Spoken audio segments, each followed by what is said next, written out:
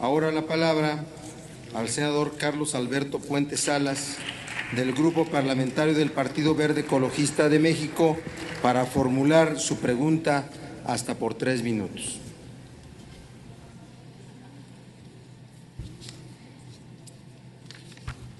Muy buenas tardes, con la venia de la presidencia. Sea usted bienvenido, señor secretario de Hacienda, doctor Luis Videgaray Caso, a este Senado de la República. En el Grupo Parlamentario del Partido Verde consideramos que el paquete económico 2015 refleja de manera inequívoca el compromiso del presidente de la República, Enrique Peña Nieto, por realizar las acciones necesarias para que el país retome el rumbo de un crecimiento vigoroso. Por esa razón, recibimos con agrado una ley de ingresos que asegura un manejo prudente de las finanzas públicas. Damos la bienvenida a una estrategia contracíclica plasmada en la Ley de Ingresos de la Federación, la cual plantea medidas adecuadas para enfrentar una reducción de los ingresos petroleros, porque es la política que requiere el país. En este contexto, señor secretario, cobra especial relevancia la reforma hacendaria, una reforma pensada para dar viabilidad social, económica y financiera al país. Gracias a ella hay una mayor recaudación fiscal. En el primer semestre de 2014 los ingresos tributarios tuvieron un crecimiento del 7.3%, y de seguir esta tendencia se estima obtener 253,000 millones de pesos más para el próximo año 2015. La iniciativa de ley de ingresos de la Federación, así como el proyecto de presupuesto de egresos de la Federación para el 2015, son muestra también de que la presente administración ha delineado una estrategia sólida para que las finanzas públicas mantengan una trayectoria de reducción en el déficit que garantizará se mantenga la estabilidad macroeconómica que tanto aquilatamos los mexicanos. México depende en buena medida de los ingresos petroleros. La riqueza del subsuelo es nuestra y debe servir para financiar inversión productiva que permita una mayor producción. Con la reforma energética hemos sentado las bases para recuperar el crecimiento de la producción de hidrocarburos. Queda un largo camino para implementar en su totalidad todos los elementos y materializar los beneficios esperados de dicha reforma. Pero las expectativas de producción se han vuelto muy favorables a raíz de la aprobación por parte de esta soberanía de las reformas impulsadas por el presidente Enrique Peña Nieto.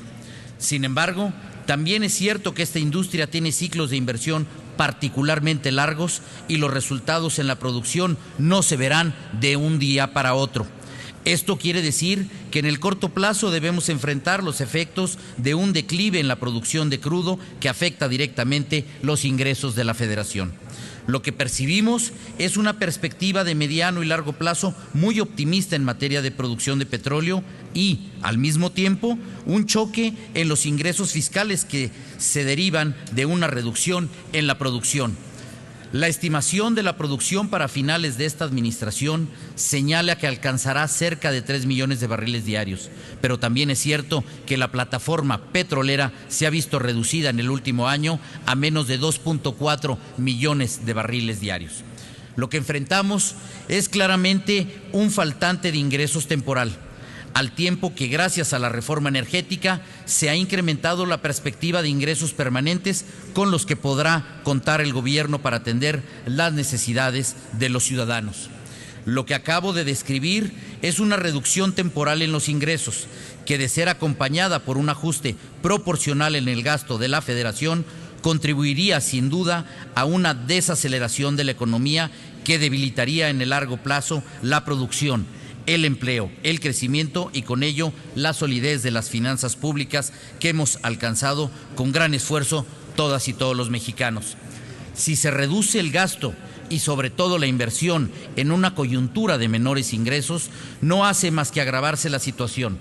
Por el contrario, el papel del gobierno en estas circunstancias debe contrarrestar los choques temporales, permitiendo mantener un ciclo de expansión o evitando agravar los choques adversos. Señor secretario, me permitiría preguntarle, ¿qué impactos tiene en la recaudación la reducción de la plataforma de producción del petróleo? Segundo, ¿qué efectos adversos habría en la economía si no recurriéramos al financiamiento para enfrentar choques temporales en los ingresos? La necesidad de financiar el gasto para enfrentar una disminución temporal en el ingreso, una política contracíclica, está bien establecida, pero también es cierto que debemos asegurar que dicho financiamiento se dé de forma ordenada y sostenible. Finalmente, señor secretario, el paquete fiscal de este año 2015 encaja en una dinámica de gasto-ingresos que el gobierno planteó desde el inicio de la administración.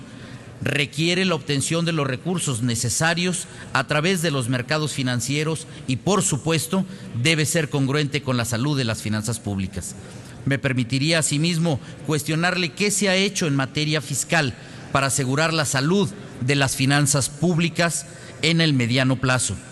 ¿Cómo encaja el paquete fiscal 2015 con la estrategia de financiamiento planteada en paquetes anteriores por la Administración?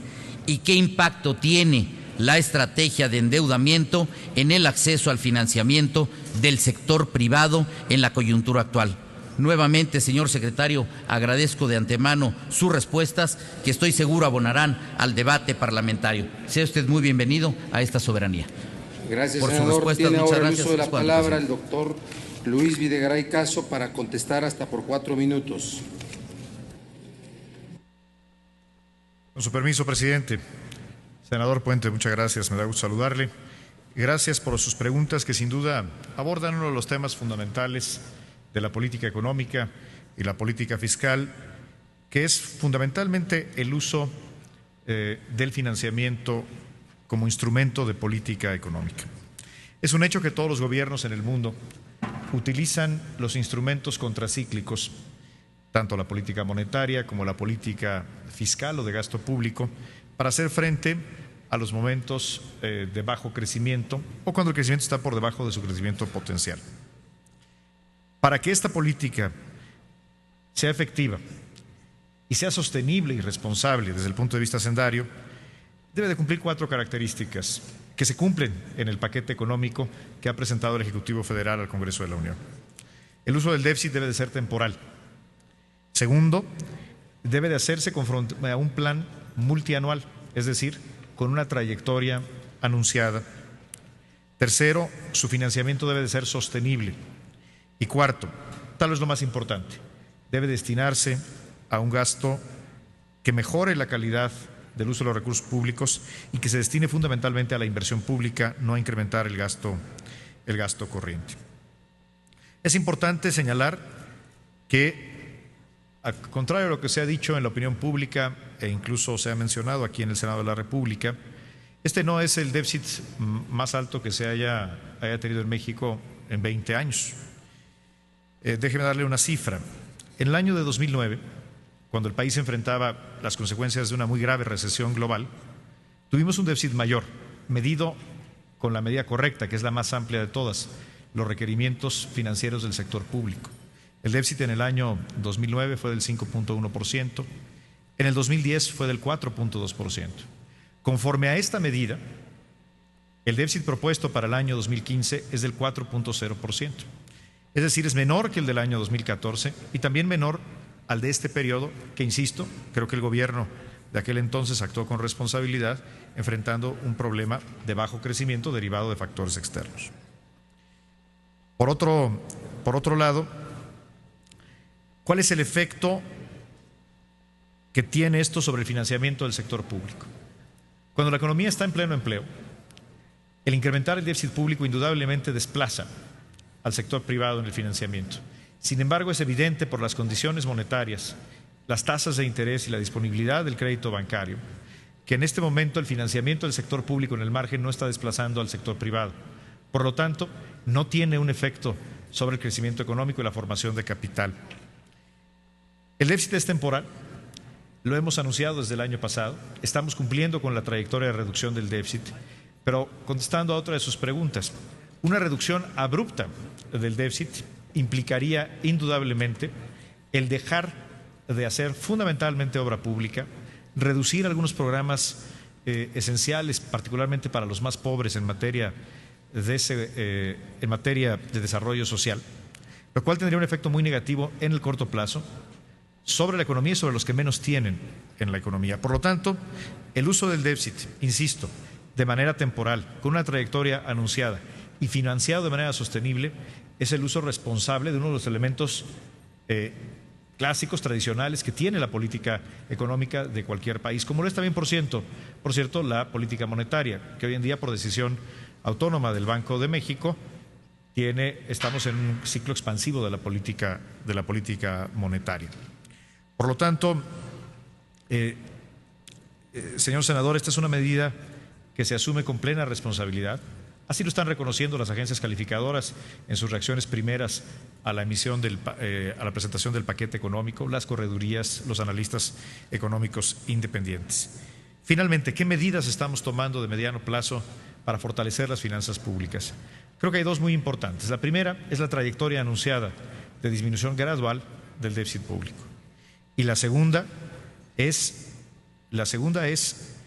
el establecimiento de nuevos controles en ley respecto a la trayectoria del gasto público futuro. Dos muy importantes. El uso de la medida de requerimientos financieros del sector público como el ancla nominal, cosa que antes no se utilizaba, y esa es la medida real del déficit público. Y segundo, tal vez la más importante, es el límite absoluto en el crecimiento del gasto corriente estructural. Como usted sabe, para el año 2015 y el año 2016 no podrá crecer más del 2%. En la propuesta que hace el Ejecutivo al Congreso de la Unión se propone crecer únicamente 0.9%, es decir, estamos por debajo incluso de lo permitido por la ley, y que hacia adelante, en los próximos años, en las próximas décadas, el gasto corriente estructural nunca podrá crecer más que la tasa de crecimiento sostenible de la economía en su conjunto. Espero que estos comentarios den respuesta a su pregunta, señor senador. Gracias, secretario.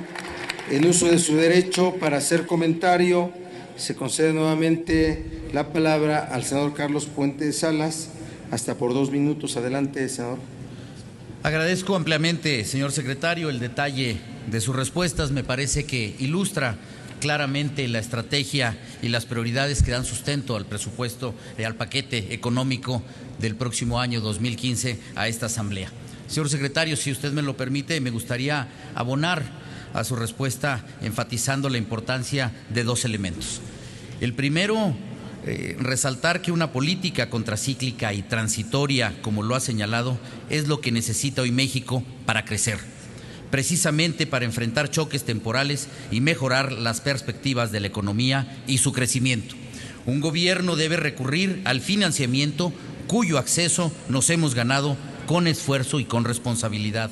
Y segundo, estamos utilizando la política contracíclica de manera responsable y de manera correcta, porque hemos hecho una reforma fiscal para asegurar la suficiencia de los ingresos en el mediano plazo, porque hemos hecho una reforma energética para incrementar de forma eficiente la producción de hidrocarburos y los ingresos públicos que la acompañan, porque la coyuntura implica que el endeudamiento público no desplaza de oportunidades de financiamiento al sector privado en un contexto de debilidad de la demanda, porque los recursos se están utilizando para impulsar proyectos de infraestructura productivos que incrementarán el potencial de crecimiento.